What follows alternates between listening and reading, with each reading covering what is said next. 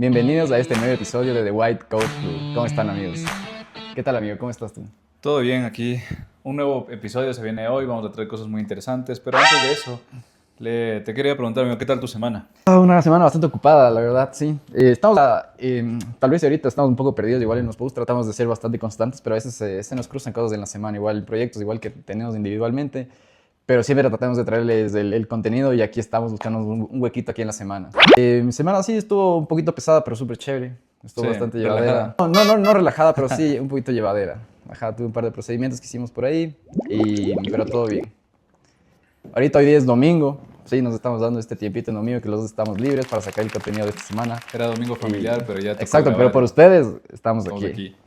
Y el día de hoy vamos a topar un tema muy importante para ustedes y que nos ha llamado bastante la atención, y más que nada porque hemos visto en los comentarios de todos nuestros videos que ustedes nos han dicho todo este tema de los sueros que fue un poquito controversial, pero no netamente vamos a hablar de los sueros, sino vamos a hablar de todo este tipo de procedimientos, medicamentos, tratamientos, llámese lo que sea, que normalmente se venden con algún objetivo, pero realmente la evidencia científica pues no respalda para lo que supuestamente se están vendiendo. ¿Tú qué opinas de esto?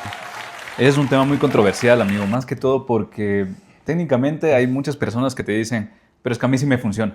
Y por eso es un tema tan controversial, porque aquí les vamos a explicar por qué no funciona, por qué sí funciona o en qué casos deberían funcionar, pero todo basado en evidencias científicas. Porque Exacto. Y puede haber incluso unos casos por ejemplo, puede ser el procedimiento más extraño que le haya funcionado a una persona. Incluso eso tiene una razón de ser y pues es un poquito que vamos a seguir hablando más adelante. Así que quédense en este episodio porque si tú no eres médico, te va a interesar bastante. Y si eres médico, pues siempre se puede aprender algo en un día.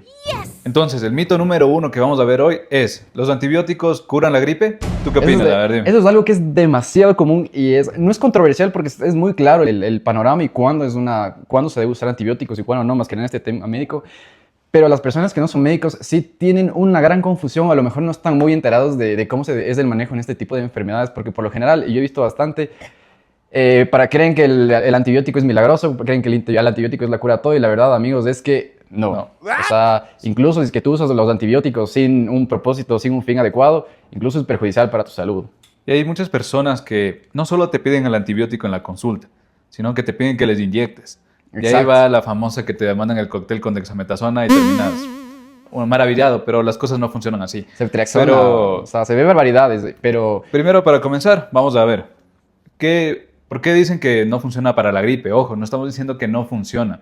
Estamos hablando específicamente para la gripe, que es algo muy común, algo que nos da 3, 4 veces al año tal vez.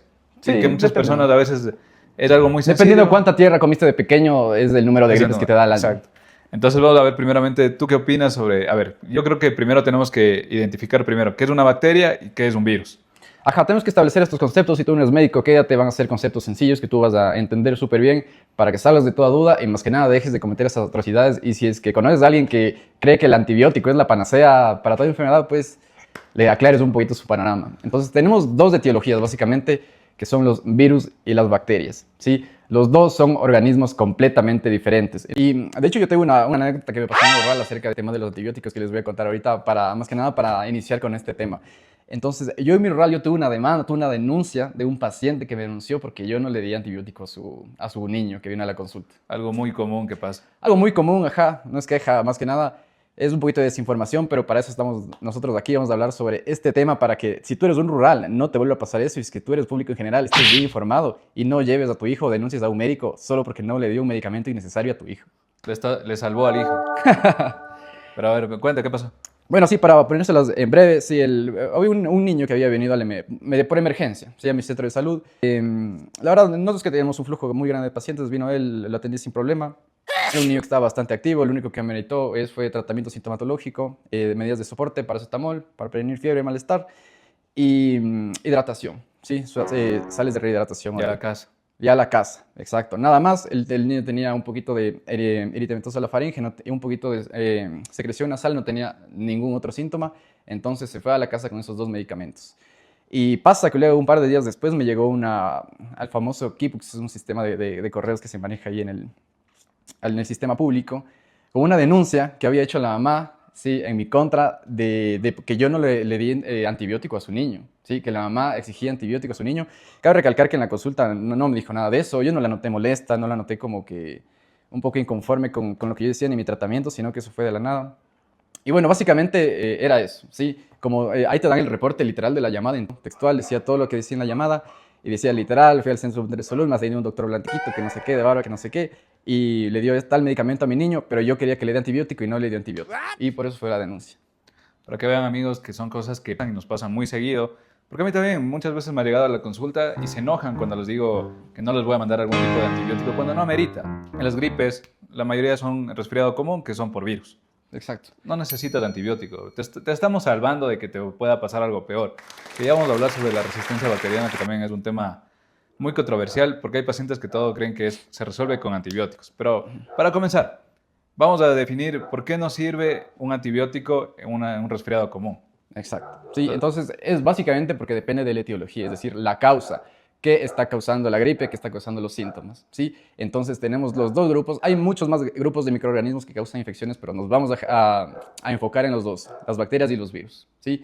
Ya con esta historia les vamos a decir por qué los antibióticos no funcionan en una gripe. Sí, para hacerlo muy simple, la mayoría de las gripes, y por criterios que los médicos tenemos, y puntuaciones, etcétera, nosotros definimos si es viral o bacteriana. Entonces aquí nos vamos a enfrascar en estas dos. A ver, aquí nuestro amigo Exacto, Magista nos va a entonces decir. no nos vamos a complicar. Si tú eres público en general, quédate porque es una información muy valiosa y útil. Y si tú eres médico, pues quédate para entretenerte.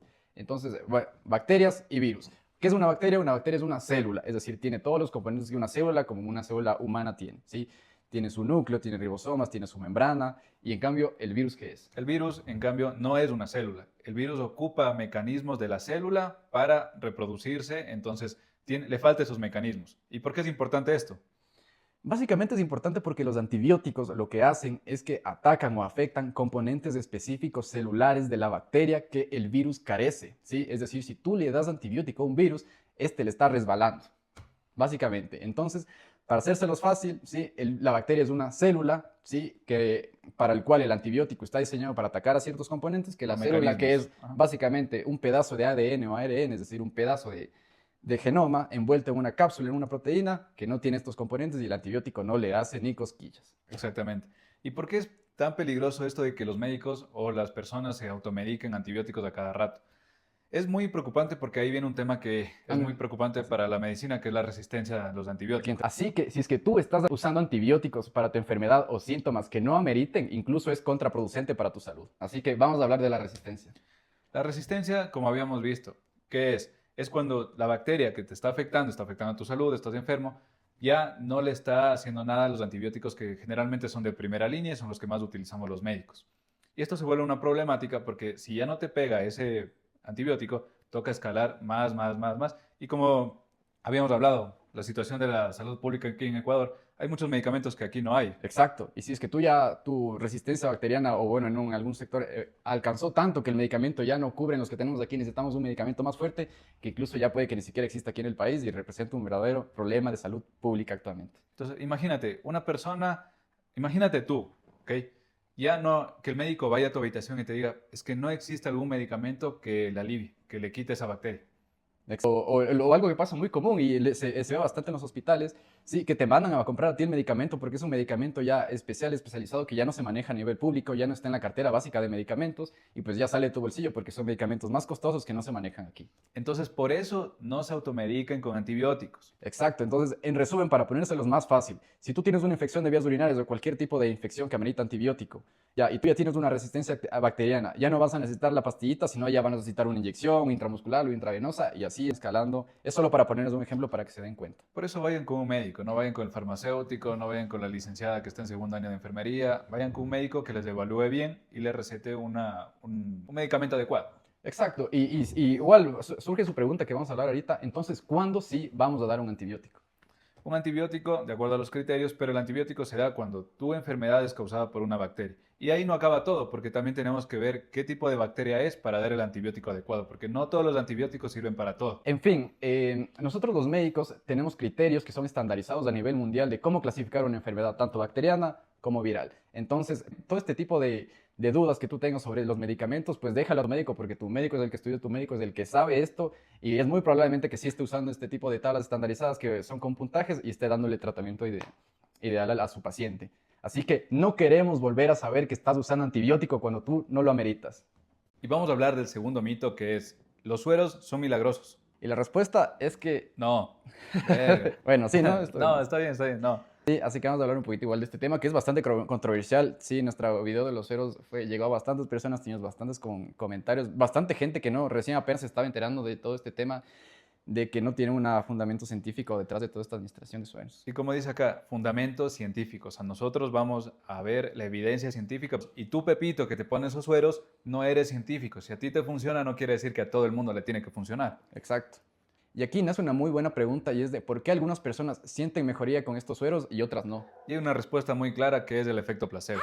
Sí, es decir, básicamente el efecto placebo, sí, es un efecto real que activa ciertos neurotransmisores en tu cuerpo relacionados con el sistema opioide, con el sistema endocannabinoide, que te hacen simular una mejoría en tu estado de salud cuando en verdad no es así. Sí, pero es netamente por el efecto placebo, o incluso puede ser que estés deshidratado y lo que te está haciendo bien es el agua que está ingresando más que la vitamina que te están poniendo. Algo que me he dado cuenta de por qué la gente se coloca estos sueros, y es que tienen una pequeña creencia que queremos que ustedes nos cuenten abajo en los comentarios, y es de que la gente cree que si algo es bueno, más de ese algo le va a ser mejor, cuando en realidad eso no es así. Porque ¿qué pasa cuando tú administras estos sueros en el cuerpo? ¿El cuerpo los aprovecha o qué pasa? Realmente no les aproveches. Si es que tú no tienes una deficiencia como tal, lo único que... Hay una frase que dijo un ministro de Reino Unido, que decía es como llenar la vejiga costosamente, ¿ya?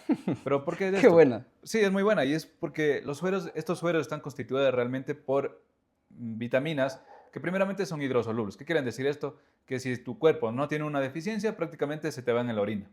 No le hace nada a tu cuerpo, ¿ok? Pero ahora, la pregunta sería, ¿realmente quieres gastar $70 en pipí caro? Y de ahí va junto con el efecto placebo, porque incluso si es que tú sientes que ya es un procedimiento en el que te van a inyectar, necesitas ya otra persona que realice el procedimiento, vas a un lugar especializado, te colocan el suero, y esto influye igual en el efecto placebo, porque al tú sentir que es un procedimiento más avanzado, incluso te cuesta más, el efecto placebo aumenta y tú piensas que la vitamina es lo mejor del universo, Es tu cuando en solución. realidad no es Exacto. así. Exacto. Pero yo quería preguntarte, ¿sabías que en México se murieron como 4 personas? No, no había visto. Ahí Cuéntame un poquito. hubo una noticia, no es reciente esto. Ojo, estamos hablando de ponerse sueros de vitaminas cuando eres una persona completamente sana, porque hay ciertas circunstancias o indicaciones médicas que ameritan que te pongas, pero hay otras que no. Exacto. Entonces, lo que te estaba diciendo de la familia, hubo una familia, supo una noticia de que se habían puesto uno de estos sueros vitaminados y los 3 murieron. Había otro caso de un señor que le estaban igual metiendo este suero y resulta que de todo este perdón, a la mitad de todo el procedimiento se empezó a hinchar y tuvo una falla renal. Ah, ya. Entonces ahí le llevaron a la clínica y eso es lo que queremos decir. Cualquier medicamento, porque a la final es un medicamento que se meta endovenoso, técnicamente tú le estás quitando todo el filtro a tu cuerpo, ¿sí? O sea, le estás llevando directo a la sangre y eso es un problema que si la persona que te está administrando no está entrenada o no sabe qué hacer, se te va a convertir en un grave problema en ese momento. Sí, incluso hoy día existen demasiados estudios de evidencia sobre mortalidad relacionado con los sueros. Es decir, si es que tú te has colocado estos sueros, hay una mejoría en tu esperanza de vida, es decir, vas a vivir un poquito más o va a controlar tus enfermedades, y la verdad es que no. O sea, Hay evidencia de se han hecho estudios controlados en personas que han usado sueros multivitaminados y efecto placebo, y básicamente el resultado es el nulo, es decir, no tienes ningún beneficio extra por el uso de los sueros. Se vio un ligero beneficio en ciertas patologías relacionadas con la oncología más que nada, pero básicamente no tienen una evidencia de que un suero en realidad tenga un beneficio realmente para la salud. Y eso que en esos estudios de oncología igualmente hay muchos estudios que se contradicen, entonces a la final no existe una... Exacto, incluso pueden llegar a ser contraproducentes como la historia que acabamos de hacer ahorita, así que...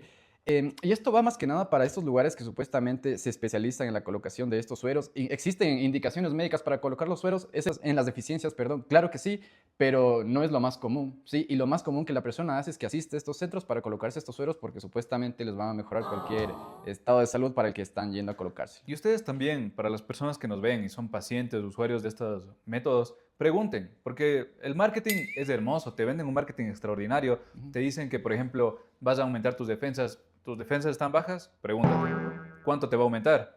Porque también te pueden decir, no, es que le voy a aumentar las defensas con mi suero mágico por un plan de un año, solo tiene $600 que pagar.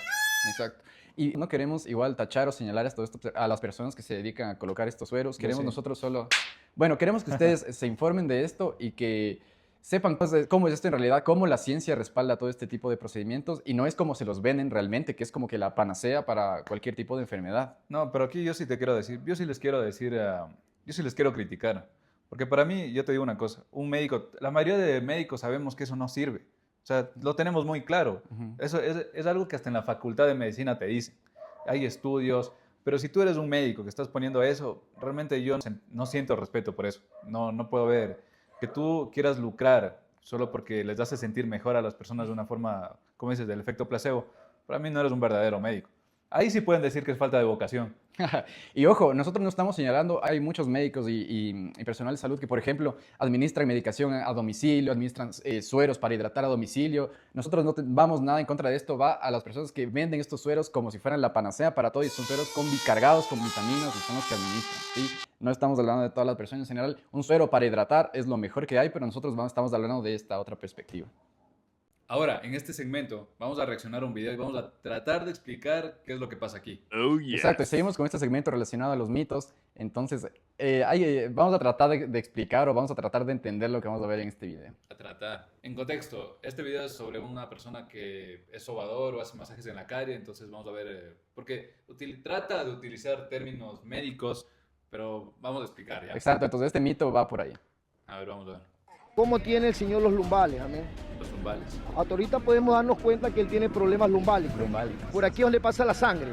A lo que le pasó la mano aquí, pues el señor comienza a sentir un dolor muy fuerte. No, pero si la aplasta así, obviamente le va a doler, pues. No solamente tiene los problemas lumbales, tiene problemas de mugre. A ver, problema de mugre. Para ¿Tú los que no conoces el CIE-10 de mugre? A ver. No, Z00. Para los que no saben. A ver, problema de mugre, no me dirán que sí tienen problemas de mugre, ¿no? O sea, que es piel muerta, pero es que también con la fuerza que le está haciendo.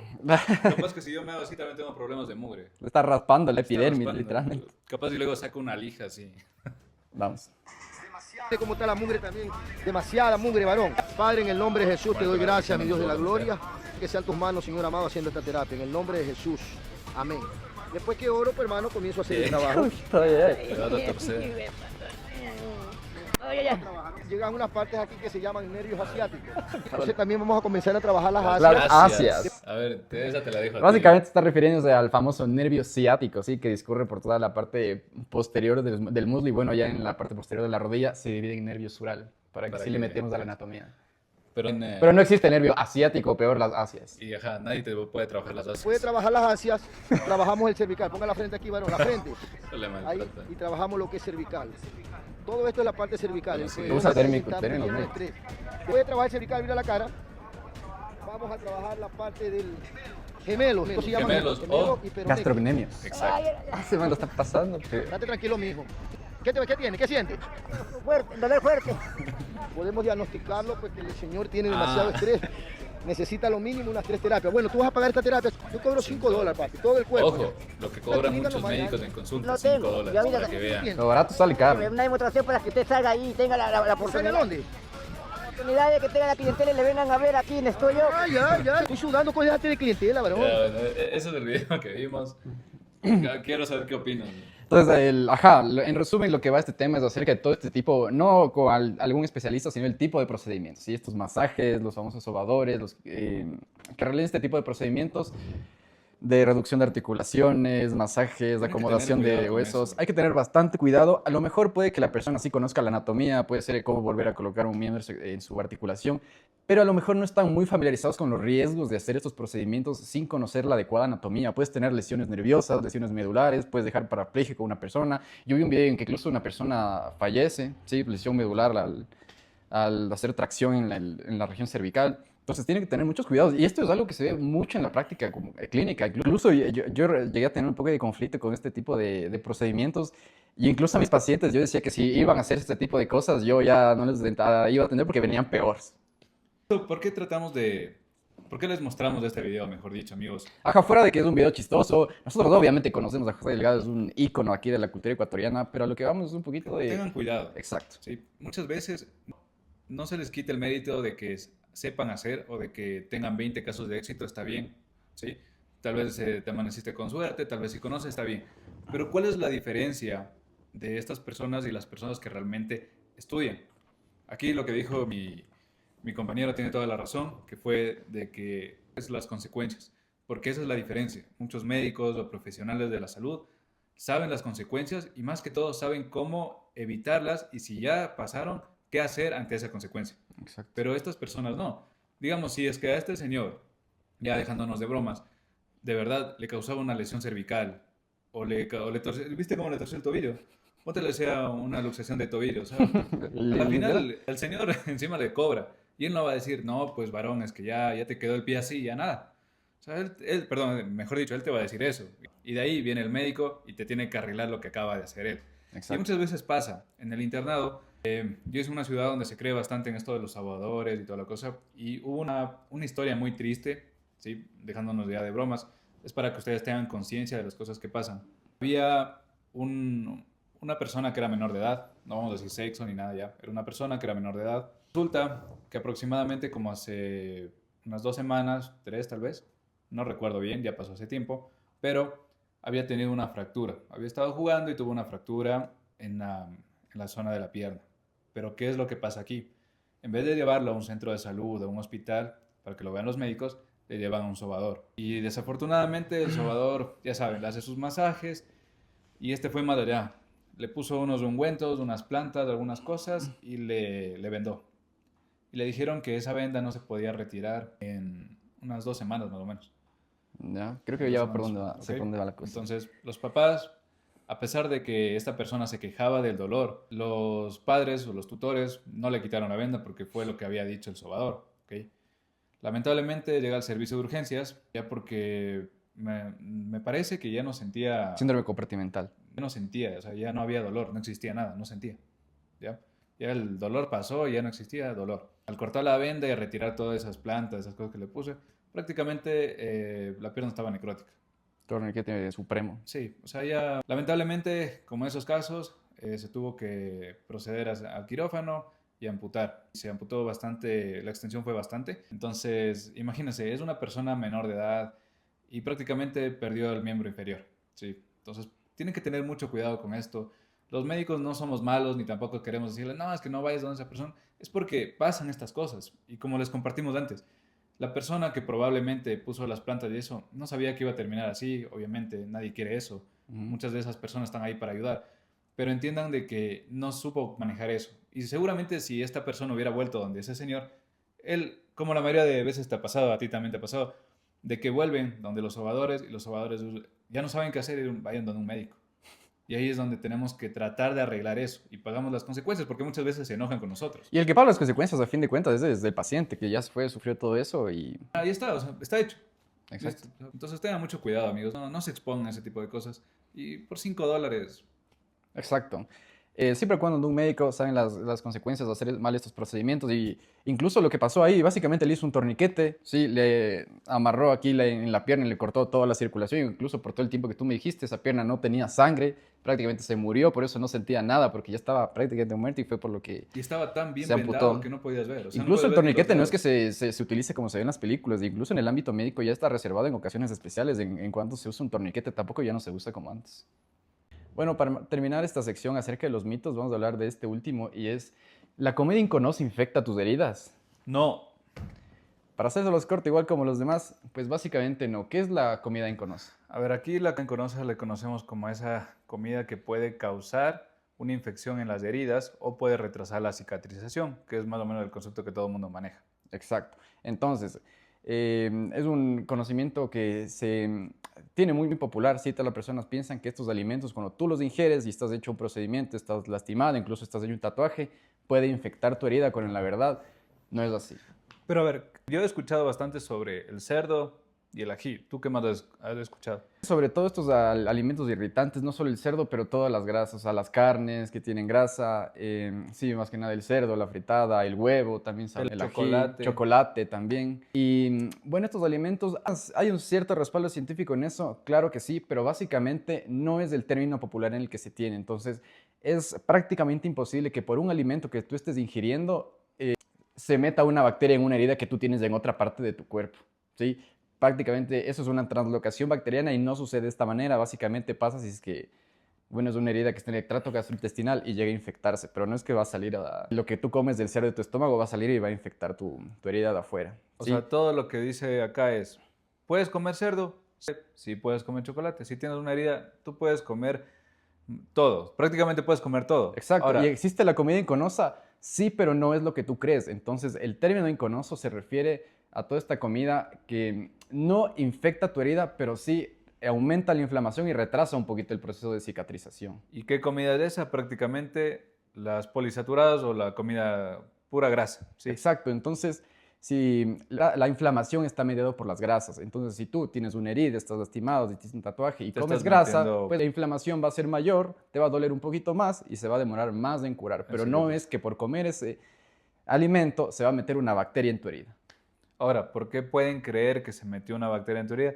Técnicamente porque si una herida no cicatriza bien, está más expuesta al medio ambiente, pues se puede haber mayor infección. Y sí puede ser una infección, pero es un agente externo que ingresa a la herida por su mal cuidado. Pero no fue técnicamente por la comida. Entonces, Exacto. lo que ustedes pueden comer de todo sin excederse, pero se ha demostrado y hay evidencia científica de que comer más proteína Como el cerdo. ayuda a una mejor cicatrización. ¿Sí? Entonces ustedes pueden comer pollo, carne, mariscos. No, Exacto, más que nada va por el método de preparación, porque obviamente si una fritada freída en kilos de aceite, obviamente te va a hacer mal porque es netamente grasa, pero netamente el cerdo, no.